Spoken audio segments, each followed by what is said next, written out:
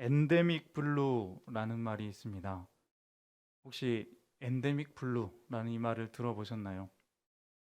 엔데믹과 블루의 합성어인데 요즘에 새롭게 등장한 신조어입니다. 엔데믹이라는 말은 그 한정된 지역에서의 그 전염병, 그러니까 풍토병이라고 할 수 있습니다. 그리고 블루는 우울감이라는 뜻입니다. 코로나19가 전 세계적인 유행인 이 팬데믹에서 이제 풍토병인 엔데믹으로 전환되는 그런 시점에서 이제 코로나 이전의 사회로 점차 돌아가게 되어지는데, 그때 다시 예전으로 돌아가는 그때 오히려 사람들이 우울감과 불안감을 느끼게 된다 하는 그런 말이 이 엔데믹 블루라는 말입니다. 코로나로 인해 우울감을 느끼는 코로나 블루라는 말에 반대되는 그런 말이라고 할 수 있습니다. 코로나로 인한 사회적 거리두기가 이제 점차 해제되면서 외부와의 교류가 다시 늘어나고, 이로 인해 이제 각종 행사, 경조사, 회식, 이런 원치 않는 그런 모임에 참석해야 하는 경우가 늘어나면서 이 비대면 생활과 개인적인 시간을 갖는 것에 익숙해진 사람들이 이제 오히려 그 이전으로 돌아가는 그것에 불편함을 느끼고 우울감을 느낀다 하는 것입니다. 그래서 요즘에 이것이 사회적인 문제로 대두되고 있습니다. 여러분 어떠신가요? 이제 정말 오랜 기간 우리를 묶어두었던 이 코로나가 정말 풍토병처럼 되고 다시 일상으로 돌아가게 될 텐데, 사람들과 여러 가지 만남이 생겨나는 것에 대해서 기쁜 마음이 드시나요? 아니면 조금 부담이 생기시나요? 교회에서도 이제 예배와 모임이 더 생겨나고 계속해서 새로운 프로그램들이 시작되려 하고 있는데, 혹시 이런 것들이 나에게 부담으로 다가오지는 않으신가요? 혹시 그렇더라도 사실 이 코로나가 생각보다 너무 길었기 때문에 충분히 그럴 수도 있겠다 하는 생각이 듭니다. 근데 어떤 분들은 이렇게 말하기도 합니다. 교회가 코로나 이전으로 그렇게 똑같이 돌아가려고 하면 안 된다. 코로나 이전에 있었던 어떤 잘못된 것들은 그 것들을 똑같이 반복하려 하지 말고, 이 좋은 기회에 내려놓을 것은 확실히 내려놓고 시대에 맞게 새롭게 변화해야 한다. 교회가 변화해야 된다. 이렇게 말하는 분들이 있는데, 그것도 어떻게 보면 맞는 말 같습니다. 그런데 그렇다면 우리가 어떻게 변화해야 하는가? 아직 가보지 않은 미래, 처음 겪는 일, 섣불리 이야기할 수 없는 것 같습니다. 팬데믹과 엔데믹 그 사이에서 정말 우리가 기대하고 바랐던 그 일상의 회복이지만, 무언가 사람들의 마음은 다 같지 않은 것 같아, 이전과는 다른 것 같아서 한 번도 경험해 보지 못한 이 변화의 과정이 쉽지만은 않은 것 같아 보입니다. 어떻게 해야 할까? 어떻게 살아야 할까? 마음이 혼란스러운 것이죠. 어찌해야 할지 모르는 혼란, 그런 황망함, 그것을 오늘 말씀의 제자들이 보여주고 있습니다. 제자들은 이 혼란을 어떻게 해결할까요? 말씀을 통해 우리의 삶의 길도 한번 생각해 봅니다. 오늘 말씀은 예수님이 승천하시는 장면, 그리고 이제 그 다음에 제자들이 어떻게 하였는지 나타내 주는 본문입니다.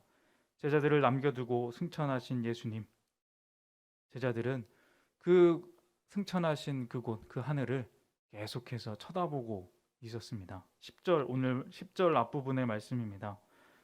올라가실 때에 제자들이 자세히 하늘을 쳐다보고 있는데, 이 제자들이 누구입니까? 제자들은 예수님이 그 살아 계셨을 때 계속 따라다닌 사람들, 그리고 부활하시고 다시 살아나신 것 함께 목격한 사람들이었습니다. 이 죽음을 이기고 다시 살아나신 예수님 보고 여러 가지 생각을 했을지도 모릅니다. 굉장히 큰 기대를 하고 있었는지도 모릅니다. 야, 이제 우리 예수님이 그 죽음까지 이기고 부활하셨으니 이제 곧 큰일이 일어나겠구나. 하나님 나라를 이야기하셨던 그 예수님이 이제 다스리시는 왕이 되시는 그런 나라가 오겠구나 라고 기대하고 있었는지도 모릅니다. 그도 그럴 것이 제자들 대부분은 사실 그런 목적이 있는 사람들이 있었습니다. 예수님 모든 삶 자체가 지금 어떤 권력자들, 힘센 사람들이 아닌 약한 자들, 병든 자들, 가난한 사람들이 사회적 약자들에게 집중되어 있었기 때문에 제자들도 당연히 그러한 예수님의 모습이 마음에 들었었고, 그리고 저 부패한 권력에 맞서서 새로운 왕으로 통치하시기에 맞다 생각했을 것입니다. 그리고 속으로는 그 예수님 왕 대신 그 밑에서 이제 한 자리 차지하지 않을까 그런 생각도 했겠죠. 그런데 어느 날 갑자기 죽는다, 산다 이렇게 이상한 말씀들을 하시더니 기어이 십자가에 달려 죽으셨습니다. 제자들은 그 자신들이 따르던 예수님이 돌아가셔서 엄청난 좌절을 경험했습니다. 꿈이 사라져 버렸습니다. 이리저리 흩어졌습니다. 그런데 3일 지나고 예수님이 다시 부활하셨다 합니다. 그래서 가봤더니 정말 진짜 살아계십니다. 이제 다 모여서 그 살아계신 예수님을 바라보고 있습니다. 야, 이분은 진짜다. 죽음까지도 이기신 분이다. 이제 정말 이 땅에 진정한 왕으로 올라서실 때다. 그 땅끝까지 내려갔던 절망이 한순간에 기쁨으로 바뀌어서 가슴이 벅차 오릅니다. 높은 산에 모여 이제 그 예수님을 바라보고 있었습니다. 왕 되실 예수님을 기대하고 있었습니다. 이렇게 말합니다. 오늘 1장 6절의 말씀입니다. 그들이 모였을 때에 예수께 여쭈어 이르되 주께서 이스라엘 나라를 회복하심이 이때니까. 이스라엘 나라를 회복하시는 것, 이제 왕이 되어서 그 하나님의 예수님의 나라를 세우는 것이 이때입니까? 이제 우리는 언제 그 왕위를 보좌할 수 있습니까? 그런 기대에 차 있었겠죠. 그런데 예수님이 그때와 시는 아버지께 있으니 너희는 알 바 아니다 하시고 너희는 내 증인이 되라 하시더니 갑자기 하늘로 올리우십니다. 구름이 가리어 보이지 않게 되었습니다. 그리고 제자들은 그 하늘을 자세히 쳐다보고 있는 것입니다. 예상치 못한 일, 어쩌면 굉장히 당황하고 있었을지도 모릅니다. 아니, 당황스러울 것입니다. 그냥 이건 뭐지? 갑자기 사라지신 주님. 언제 돌아온다는 기약도 정확히 없습니다. 우리는 어떻게 해야 될까? 우리는 이제 무엇을 바라봐야 될까? 어떻게 행동해야 할까? 그렇게 무심히 하늘만 계속 쳐다보며 혼란에 빠진 제자들의 모습을 우리가 볼 수 있습니다. 근데 그 제자들 앞에 흰 옷 입은 두 사람이 나타납니다. 그리고 제자들에게 이야기합니다. 오늘 10절과 11절의 말씀입니다. 올라가실 때에 제자들이 자세히 하늘을 쳐다보고 있는데 흰 옷 입은 두 사람이 그들 곁에 서서 이르되 갈릴리 사람들아 어찌하여 서서 하늘을 쳐다보느냐? 너희 가운데서 하늘로 올려지신 이 예수는 하늘로 가심을 본 그대로 오시리라 하였느니라. 이 말을 듣자마자 신기하게도 제자들은 그 하늘 쳐다보기를 그치고 정신을 가다듬습니다. 무엇에 이끌린 듯 서둘러 산을 내려오게 됩니다. 그리고 예루살렘 한 다락방에 제자들이 모입니다. 무엇을 하기 위해서일까요? 네, 바로 기도하기 위해서였습니다. 흰옷 입은 사람들의 말을 잘 생각해 보면 이것입니다. 어찌하여 하늘을 쳐다보느냐? 하늘로 올려지신 예수는 그 가심을 본 그대로 오시리라. 이 말을 듣고 제자들은 무슨 생각을 했을까요? 이렇게 생각하지 않았을까요? 아, 지금 우리가 이러고 있을 때가 아니구나. 지금 해야 할 일은 무엇인가? 올라가신 주님, 다시 오실, 본 그대로 다시 오실 주님을 기다리는 것, 기대하고 고대하는 행동, 바로 기도입니다. 어떻게 행동해야 할지에 대한 완벽한 답을 얻은 것은 아니지만 그 답을 얻을 수 있는 방법을 분명히 알았습니다. 그것은 바로 기도였습니다. 그들은 바로 예루살렘 다락방으로 가서 기도했습니다. 오늘 14절에 보면 마음을 같이하여 오로지 기도에 힘쓰더라 라고 기록되어 있습니다. 오로지 기도에 힘쓰더라. 예전에 우리가 보던 성경에는 전혀 기도에 힘쓰더라 라고 기록되어 있는 것을 기억합니다. 지금은 조금 그 말이 좀 어감이 이상해서 잘 쓰지는 않지만 전혀 힘쓴다 이 말이 좀 더 시적인 표현처럼 그들의 마음을 더 잘 표현하지 않나 생각해 봅니다. 어쨌든 이 흰옷 입은 두 사람의 말은 제자들에게 새로운 변화의 계기가 되었습니다. 혼란스러워서 멍하니 정신을 놓고 있던 제자들, 그리고 우리들에게 인생의 해답을 몰라서, 문제의 정답을 몰라서 내가 지금 어떻게 해야 할지, 무엇을 해야 할지, 그리고 나는 누구인지 그렇게 하늘만 쳐다보고 있던 사람들에게 하나님이 올바로 알려주신 것입니다. 가서 기도해라. 예수님은 너희가 본 그대로 다시 오실 것이다. 때와 시는 하나님이 정하시는 것이지 너희가 상관할 바가 아니다. 너희가 할 것은 오직 예수님의 오심을 기다리는, 그 오실 성령님을 바라는 기도뿐이다. 기도만이 해답이다.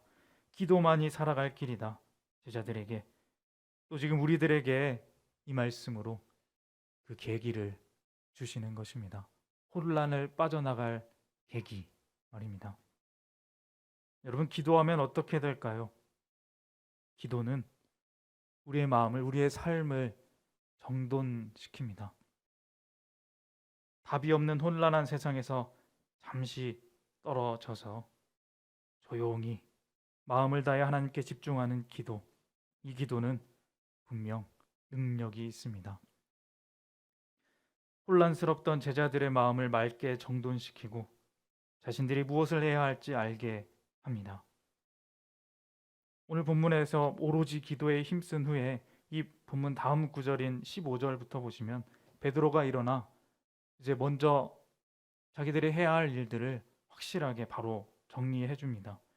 지금 필요한 것은 가룟 유다의 빈자리를 채워 그 일을 감당할 사람을 뽑는 것이다. 그리고 행동합니다. 모두가 한 마음이 되어 처음부터 함께한 자 중에 한 신실한 사람, 제비 뽑아 마띠아라는 사람을 얻게 됩니다. 여러분, 사람을 세운다는 것은 이제 해야 할 일이 있다는 것입니다. 앞으로 해야 할 일을 이들이 확실히 알고 그 일을 분배한다는 말입니다.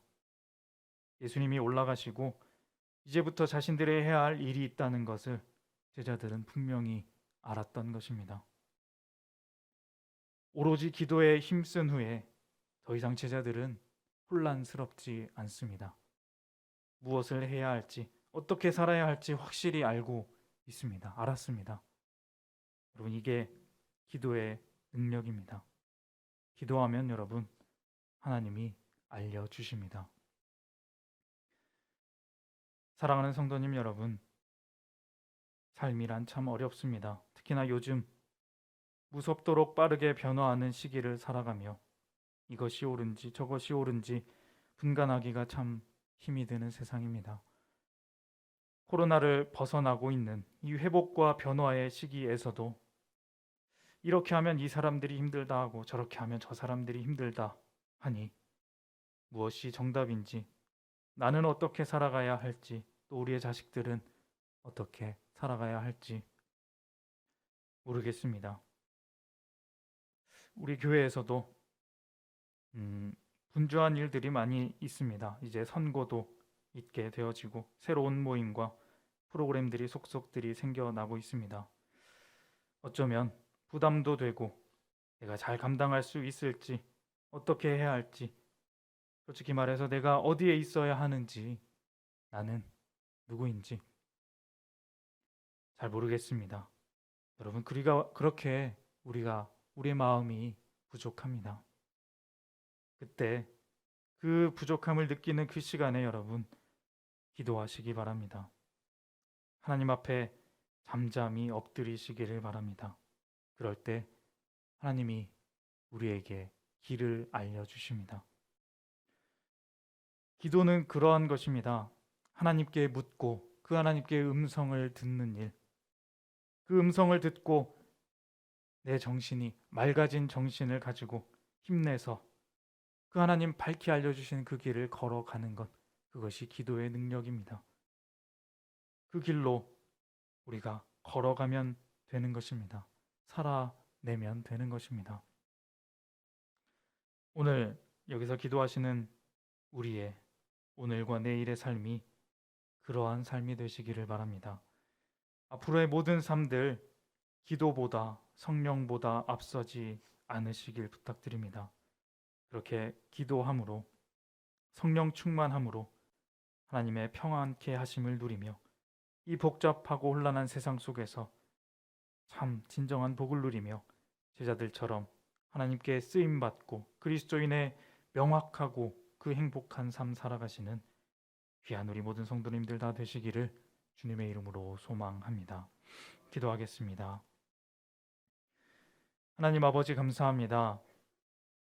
사망 권세를 이기시고 이 땅에서 부활을 이루시고 승천하시어 이제 우리에게 그 주님을 기다리며 기도하게 하신 하나님 감사합니다. 그 부활 승천하신 예수님을 우리가 믿기에 또 다시 오실 예수님을 믿기에 우리가 우리의 모든 삶에서 기도함을 쉬지 않게 하여 주시고 그 하나님의 아름다운 음성을 날마다 들으며 이 땅에서 정말 지혜롭고 아름답게 살아가게 하여 주시옵소서. 혼란스럽고 답을 알 수 없는 이 세상 속에서 주님의 인도하심을 늘 느끼며 바라보며 항상 기도하는 삶을 살아가게 하여 주시옵소서. 인도하여 주실 것을 믿고 감사드리며 예수님의 이름으로 기도합니다. 아멘.